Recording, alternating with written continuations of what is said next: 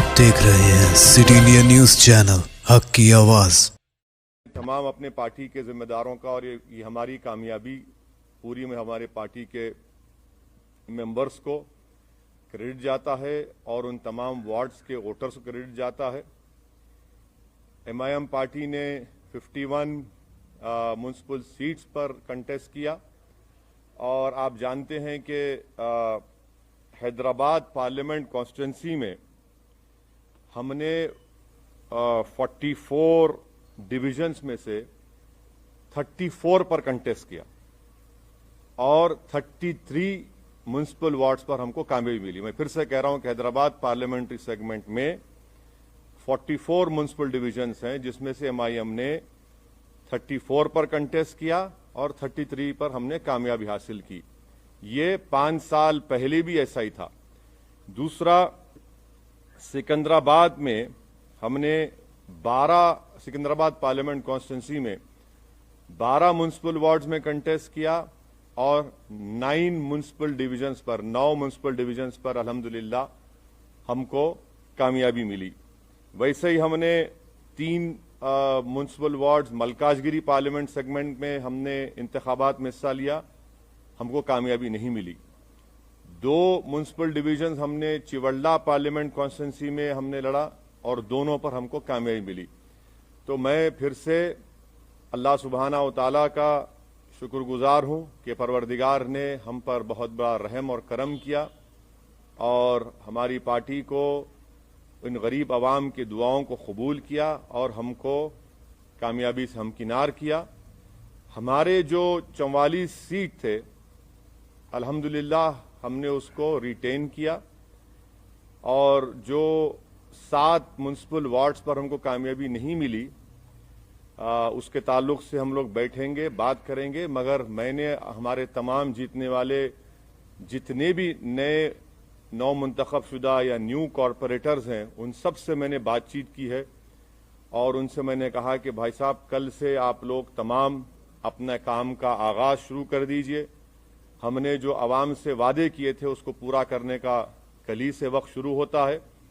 और साथ ही साथ मैं बताना ज़रूरी समझता हूं आप तमाम को कि पुराना पुल डिवीज़न से राजमोहन चौथी मरतबा एमआईएम पार्टी के म्युनिसिपल कॉरपोरेटर के तौर पर जीते हैं। कारवान से हमने स्वामी यादव को टिकट दिया था राजेंद्र यादव साहब की जगह पर, उनको कामयाबी मिली। तो ये हमारी परफॉर्मेंस था जिसको मैं समझता हूं कि मैं इससे मुतमईन हूं। और हमारा जो अगर आप बोलेंगे कि स्ट्राइक रेट है 51 म्युनिसिपल वार्ड्स में, ये हमारा मैं समझता हूं कि सबसे बेहतरीन स्ट्राइक रेट रहा है। अब आपका जो बुनियादी सवाल होगा कि बीजेपी भी जीती, यकीनन बीजेपी जीती है और ये अवाम का फैसला है और हमारी कोशिश ये होगी कि हम जमहूरी तरीके से बीजेपी से मुकाबला करेंगे और हमको पूरा यकीन है कि इनकी बढ़ते हुए कामयाबी के कदम को इंशाअल्लाह ताला हैदराबाद की आवाम बल्कि पूरे तेलंगाना की आवाम इसको रोकेगी। और मुझे ये भी कहना पड़ेगा कि तेलंगाना में जब असेंबली के इंतखाबात होंगे आप देखेंगे कि इंशाअल्लाह ताला ये बीजेपी की जो कामयाबी है वक्तिया कामयाबी है, ये उस वक्त तक इतनी कामयाबियां इनको नहीं मिलेंगी। और मुझे अवाम का फैसला है, हमारी क्या बोलना चाहिए, हमारी ख्वाहिश के बरक्स फैसला आया बीजेपी की हद तक। मगर एमआईएम पार्टी को तो मैं समझता हूं कि हमने तमाम बड़ी मेहनत की और उसका नतीजा हमको अल्लाह सुब्हाना व तआला ने और हैदराबाद की आवाम ने हमको दिया है। शुक्रिया। सर, आप जब लोकसभा चुनाव में 4 सीटें बीजेपी जीत के आई थी उस समय भी आपने कहा था कि ये वक्तिया कामयाबी है, फिर उसके बाद ये कामयाबी नहीं। देखिए, सुनिए, देखिए आप ये बात कह रहे हैं, मैं इसलिए निकाल रहा हूं कि जरा वो आंख पे। तो निजामाबाद में म्युनिसिपल इलेक्शन हुआ, बीजेपी का एमपी है वहां पे, कितनी सीट एमआईएम जीती? बीजेपी का एमपी है निजामाबाद में, एमआईएम ने कितनी सीट जीती? 16 सीट जीती हम। तो आपको बता रहा हूं कि होगा ये, इलेक्शन का वर्डिक्ट है, म्युनिसिपल इलेक्शन है, थोड़ा ऊंच नीच होती है और मुझे यकीन है कि मैं तो प्रिवी नहीं हूं, ना मुझे इख्तियार है टीआरएस पार्टी पर बोलने का, मगर मुझे यकीन है कि ये लोग देखेंगे क्या करना चाहिए, क्या सही करना चाहिए, कितना अच्छा करना चाहिए, उसको देखेंगे, मगर उनके पार्टी का मसला है। सर अभी मेयर और डिप्टी मेयर के लिए ये बात आती है कि आप किसको सपोर्ट करेंगे, क्योंकि आपका सपोर्ट का प्रसाद साहब जरा थोड़ा खुशी का मौका है, थोड़ा आज तो एक रात छोड़ दो आप। लेकिन बहुत अहम बात है सर। हाँ बिल्कुल है, अरे हर चीज अहम है। इतनी बड़ी कामयाबी हमको जो मिली है वो यकीनन एक बहुत बड़ी कामयाबी हमको मिली है और हम फैसला करेंगे, बैठ के बात करेंगे। कल मैं हमारे पार्टी के तमाम जिम्मेदार हजरात से मैं उनसे बात करूंगा, उनसे मशवरा करूंगा, उनकी राय हासिल करूंगा, उसके बाद हम कोई फैसला करेंगे। यकीनन हमको फैसला करना है, हम करेंगे। सर योगी आदित्यनाथ ने ये कहा है कि भाग्यनगर का भाग्योदय अब शुरू हुआ है और जेपी नड्डा ने भी ये कहा है कि 2023 में बीजेपी की सरकार होगी, केसीआर की तरफ सरकार को हम निकालेंगे, तो आप उस पर कैसे देखते हैं? अब जाहिर है ये तो इस तरह की बातें करेंगे ना भाई। जहां पर योगी आए थे क्या हुआ, टाइम हो गए। सर्जिकल स्ट्राइक बोले थे ओल्ड सिटी के ऊपर, अब डेमोक्रेटिक स्ट्राइक हो गया बीजेपी के ऊपर। ये तो डेटा आपके सामने है, एम्पिरिकल एविडेंस आपके सामने है। हम तो योगी आदित्यनाथ से यही कहेंगे कि आप तो मुंबई गए थे, ज्यादा एक्टिंग मत करिए, हकीकत की दुनिया में आ जाइए और जो जुल्म वहां पर दलितों पर किया जा रहा है उसको खत्म करिए। जो खवानीन आप कॉन्स्टिट्यूशन के खिलाफ बना रहे हैं वो रोकिए। और मुझे यकीन है कि केसीआर गो हमारे अपोजिट पार्टी के हैं, मगर एक बात मानना पड़ेगा, एक रीजनल फेस है और वो रीजनल फेस आज भी इम्पोर्टेंट है, कल भी इम्पोर्टेंट रहेगा। और थोड़ा सा अगर वो लोग जो भी उनके चीजें सही करना है कर लेंगे तो he still a very important and I am sure कि केसीआर जो है वो बीजेपी के ऊपर बहुत बड़े भारी पड़ेंगे आने वाले वक्त में। तो क्या आप उनको सपोर्ट करेंगे अगर मेयर की सीट चाहिए तो? मैं अभी आपसे कहा हूं मैडम कि जरा थोड़ा सांस लेने दीजिए, थोड़ा हमको अपनी इतनी बड़ी कामयाबी हमको मिली है, थोड़ा हमारे तमाम पार्टी के जिम्मेदारों से हमको अपनी उनकी खुशी का हिस्सा बनने दीजिए। और कल सुबह में हम तमाम पार्टी के हमारे जिम्मेदारों से, एमएलएज हैं, एमएलसीज हैं, सीनियर हमारे पार्टी के लीडर्स हैं, उन तमाम से बात करेंगे, मशवरा करेंगे और जो भी फैसला होगा आप तक पहुंचाएंगे। सर आपने अपने घर हैदराबाद से अपील की थी जब चुनाव प्रचार कर रहे थे कि बीजेपी को यहाँ पर कंप्लीटली रिजेक्ट किया जाना चाहिए, लेकिन आप ही के घर में बीजेपी नंबर कहाँ देखिए, आप लोग नेशनल चैनल पे आपको बड़ी मोहब्बत हो गई असदुद्दीन ओवैसी के घर में। मेरे घर में कौन जीता? हम तो कह रहे हैं कि मेरे अंगना में तुम्हारा काम ही नहीं है। अरे ना आप देखे सुनिए आप बताइए, चलिए मेरे घर में कहाँ जीते? आपने कहा नहीं आप नहीं सुनिए एक बात सुनिए। आप जब कह रहे हैं तो आप बताइए कौन सी जगह पर। हम तो जहां योगी गए वहां हराए, जहां अमित शाह आए वहां हारे। आपने कहा था पुराने शहर में सर्जिकल स्ट्राइक करेंगे, हमने कहा डेमोक्रेटिक स्ट्राइक करेंगे, डेमोक्रेटिक स्ट्राइक हो गया। अब नेशनल मीडिया को बीजेपी के बाजा बजाने का इतना शौक है तो बजाइए आप, मगर हमारे कंधे पे रखकर बाजा मत बजाइए। आप खुलकर कहिए कि हम बीजेपी की बैंड पार्टी हैं, हम बाजा बजा रहे हैं। हम आपसे कहना चाह रहे हैं कि हमारे घर में बीजेपी का जो पोजीशन था वो क्या है आप देख लीजिए। हम आपको फिर से कह रहे हैं कि हैदराबाद पार्लियामेंट सेगमेंट में 44 म्युनिसिपल डिविजन्स हैं। 5 साल पहले भी हमने 34 पर लड़ा था, 33 जीते थे। इस बार भी हम 34 लड़े हैं, 33 जीते हैं। अब आप बताइए, आप लोग तमाम माशाअल्लाह से आइंस्टाइन के करीबी दोस्त हैं, मैथमेटिक्स में आप लोग बहुत अच्छे हैं, हम तो वीक हैं, इसीलिए हम पॉलिटिक्स में। आप बता दीजिए कि ये नंबर सही है गलत है। सर आप हमेशा हैदराबाद और तेलंगाना की जो फैब्रिक है, गंगा जमुनी तहजीब है, उसकी वकालत के मद्देनजर का ताकतों को रोकने की बात करते रहे हैं, उसी के मद्देनजर आप केसीआर को भी सहयोग करते रहे हैं कई चुनाव में, मतलब लोकसभा विधानसभा में। तो इसमें तो नहीं था ना कोई अलायंस हमारा। नहीं, इसमें नहीं था। तो क्या थैंक यू। बीजेपी को रोकने के लिए जैसे आप वकालत करते हैं, तो क्या आगे हाथ मिला सकते हैं? क्योंकि जो ये आंधी है, जैसा बीजेपी, आप आंधी बोलते? हाँ, बीजेपी जिस आसमान देखिए कितना साफ है, इतना अच्छा मौसम है, ना हवा। देखिए सुनिए, ये लफ्ज आंधी का क्या मतलब? अरे भाई, अगर आंधी होती तो एमएलसी क्यों हार गए महाराष्ट्र में? महाराष्ट्र में हार, अरे ठीक नहीं जी, अरे भाई आवाम का फैसला है, मगर जरा अल्फाज का इस्तेमाल जो है ना, जरा उसके ऊपर देख कर करिए। आंधी कहाँ आंधी है भाई?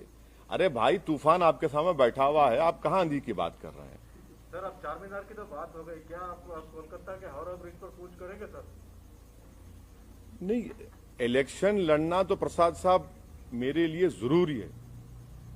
मैं जब तक जिंदा रहूंगा मैं इलेक्शन लड़ता रहूंगा, और मुझे जीतने से या हारने से कोई मतलब नहीं है, मुझे लड़ने से मतलब है और मैं लड़ूंगा।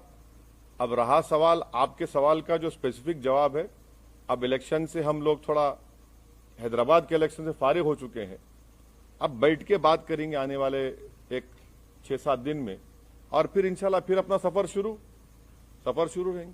सर, यही फॉर्मूला आप वेस्ट बंगाल में, मतलब आपने कहा था हर नहीं, सोमित देखिए, मैं आपके सामने कई मर्तबा इन पर्टिकुलर आपके तमाम से कहूं कि केरला में और आसाम में मैं नहीं जाऊंगा। ये मेरा एक डिसीजन है और हम उसके पाबंद हैं।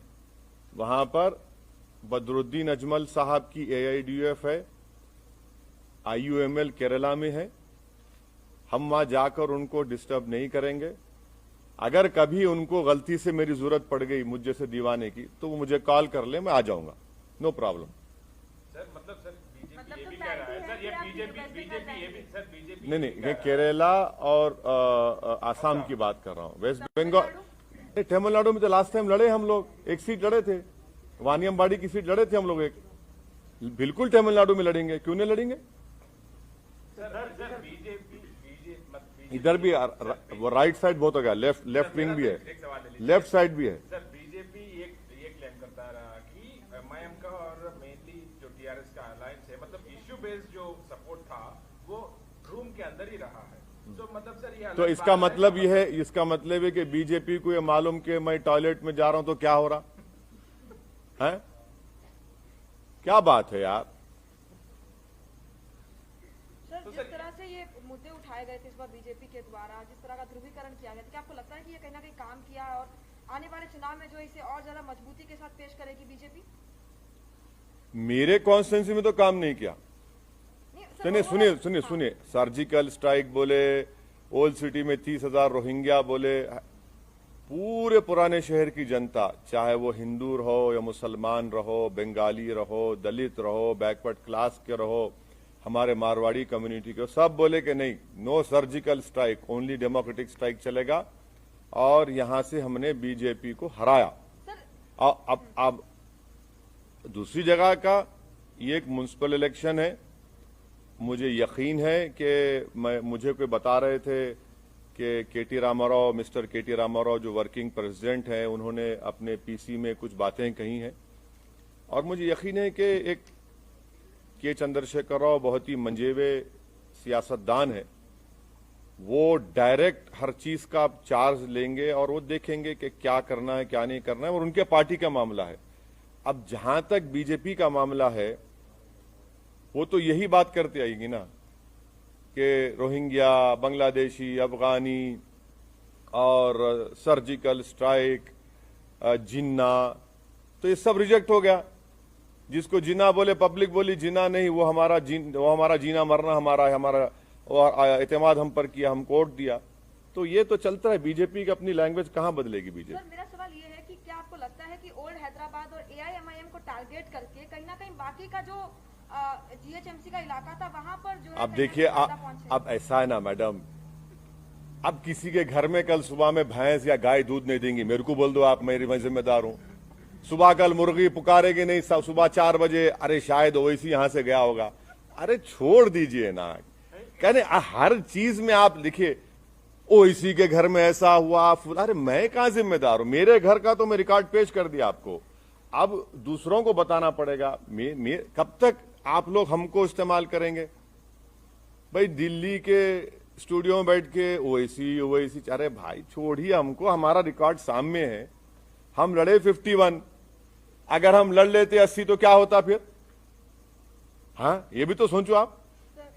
सर बीजेपी का 4 से 45 हो जाना क्या आपके लिए चिंता की बात? हाँ, बीजेपी का 4 से 45। बोले एक मिनट।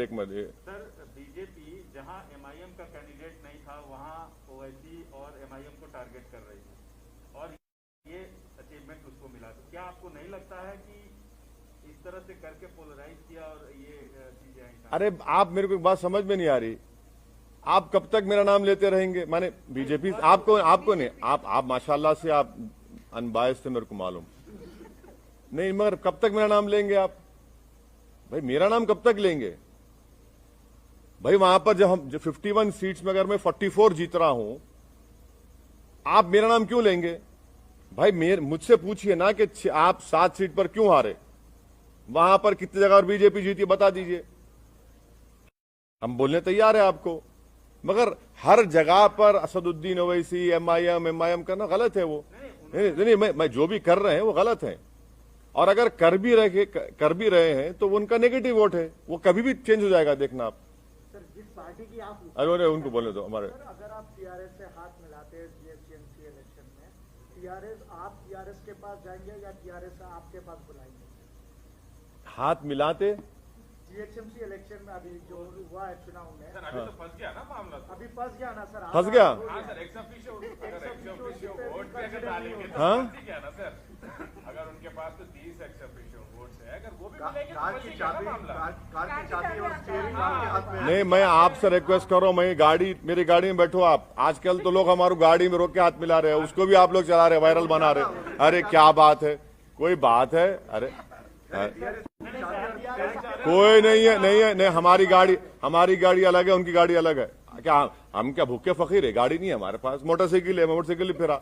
अरे क्या बात कर रहे हैं आप? क्या? सुनिए एक बात सुनिए, ये पूरे इलेक्शन कैंपेन में मैं खुद अपनी मोटरसाइकिल पर 650 किलोमीटर फिरा हूं। अब बोलो आप, और 65 पब्लिक मीटिंग एड्रेस किया मैं। अब रहा सवाल कि आपका इनडायरेक्ट, नहीं, मेरी गाड़ी अच्छी है, मैं आप तमाम को दावत दूंगा, अगर कभी बैठना है तो आइए, लिख जाता हूं आपको, हैदराबाद का दिखाता हूं आपको। जहां तक मेयर डिप्टी मेयर का सवाल है, आप टाइम दीजिए, कल मिलेंगे, थोड़ा खुशी का मौका है, थोड़ा उसको एंजॉय। नहीं, गाड़ी नहीं है मेरी गाड़ी। देखिए सुनिए, जहां तक एमआईएम पार्टी का जो डिसीजन होगा वो मैंने फिर से आपको रिटीरेट कर रहा हूं, फिर से बोल रहा हूं कि हम अपने पार्टी के एमएलए से, एमएलसी से, पार्टी के सीनियर लीडर से, हमारे पास एक प्रोसेस है, हम लोग बैठेंगे, बात करेंगे, उसके बाद बताएंगे आपको। इतनी जल्दी क्यों आपको है? हेडलाइन न्यूज आप जब बनाइए, अभी क्यों बनाएंगे? सर खुशी का मौका है सर, आपके लिए खुशी का मौका है, बहुत खुश हैं। टीआरएस हारी है, आपकी दोस्त है, हारी है, आपको फिर भी खुश है, बताइए। नहीं, देखिए आप क्या बोलना चाह रहे हैं? नहीं, क्या बोलना चाह रहे हैं आप? बोलिए। आपने क्या बोलना चाह रहे हैं? नहीं, अरे देखिए ना, बगैर आपके सपोर्ट के तो आगे नहीं बढ़ सकते सर। अरे भाई साहब, ये तो अभी तो इस रात को तो गुजरने दीजिए, कल सुबह का सूरज नया निकलेगा, कल बात करेंगे, बात करके पार्टी में क्या होगा, क्या करना है, कैसा करना है। हम कहां छोड़ के भागेंगे आपको? ना आप छोड़ेंगे ना हम छोड़ेंगे आपको, फिक्र मत करिए। ऑलरेडी कॉल नहीं आया है। हाँ, आपको कॉल ऑलरेडी, मेरा फोन आप रख लो, सुबह तक अगर आप सो गए तो आप मेरे को सुबह लाके दे दो, आप रख लीजिए फोन, मैं देने तैयार हूं आपको मेरा फोन। एक सवाल पूछ ले सर, एक सेकुलर पार्टी लॉस की है, उसका आपको दुख है या खुशी है? हाँ, एक सेकुलर पार्टी लॉस की है यहाँ पे। नहीं, मैं आपसे कह रहा हूं ना कि यकीनन मुझे इस बात का पूरा यकीन है कि के चंद्रशेखर राव एक ना सिर्फ तेलंगाना बल्कि साउथ इंडिया का एक बहुत बड़ा पॉलिटिकल चेहरा है, और वो जब सामने आएंगे और आ रहे हैं, वो देखेंगे उनकी पार्टी का मसला है, क्या क्या हुआ, क्या नहीं हुआ, क्या करना चाहिए, कैसा करना चाहिए। टीआरएस अभी भी तेलंगाना में रूलिंग पार्टी के साथ साथ एक फॉर्मिडेबल पॉलिटिकल पार्टी है, और एक तेलंगाना की जो रीजनल सेंटिमेंट है वो उसको रिप्रेजेंट करती है। उस बात को आपको समझना है। और यकीनन उनको नहीं मिली, वो नियरली 42-43 सीट्स पर उनको नाकामी मिली। मुझे यकीन है कि केसीआर इसको देखें, क्योंकि उस आदमी का पॉलिटिकल जर्नी मैं जानता हूं। जब मैं एमएलए था अकेला असेंबली में, जब से इनको देख रहा हूं, वो देखेंगे। जिस पार्टी की हमसे जुड़े रहने के लिए YouTube पर सब्सक्राइब करें, Facebook पर फॉलो करें और Instagram पर फॉलो करें, और आप देखते रहिए सिटी इंडिया न्यूज़, हक़ की आवाज़।